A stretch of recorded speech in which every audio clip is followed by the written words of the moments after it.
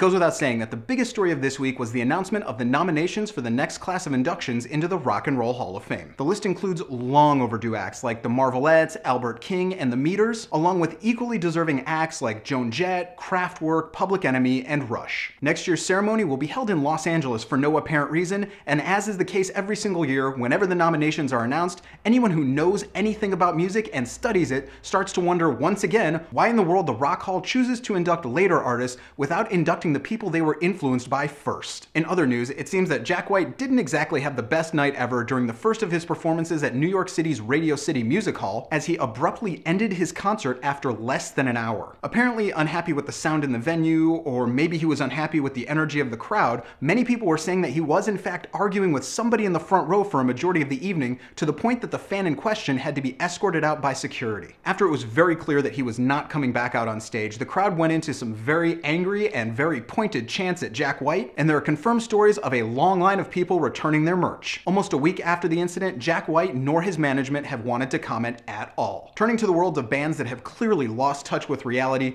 the once mighty Metallica have confirmed that they will soon be returning to the studio to record their next subpar album. The former heavy metal band, who now prefer to write in a much more mellow style, have yet to choose a producer for this disaster, though both Kirk Hammett and Lars Ulrich have confirmed that they already have a number of songs ready to record. The band is expected to start recording as soon as they are done with work on their ever so hardcore 3D movie that they shot of themselves in Canada, because nothing says heavy metal and hardcore like making another self-indulgent film about yourself. Also, in some rather disturbing news, the country of Japan announced this week that residents found guilty of illegally downloading any form of media now face up to $20,000 in fines as well as 2 years in prison. This move follows a number of similar laws in other countries and the very public shutdowns of sites like Demonoid, the Pirates Bay, and Mega Upload, as the music and film industries continue to fight against technology instead of trying to find a way to work within this new reality. Finally, in some somewhat sad news, earlier this week, Dave Grohl took to the Foo Fighters Facebook page to announce that he has officially put the band on indefinite hiatus. Stating that he's not really sure if or when the band will ever play again, he made it very clear that he does not want to be this band that overstays their welcome or burns out. Now focusing completely on his upcoming Sound City documentary, I for one completely support this decision, as every single band needs some time to reinvent themselves, and hopefully before too long we'll see the Foo Fighters back at it. So that's the news for this week. Be sure to check back here every Friday so you're always the first to know, and be here every day for all the music news, reviews, and knowledge you'll ever need.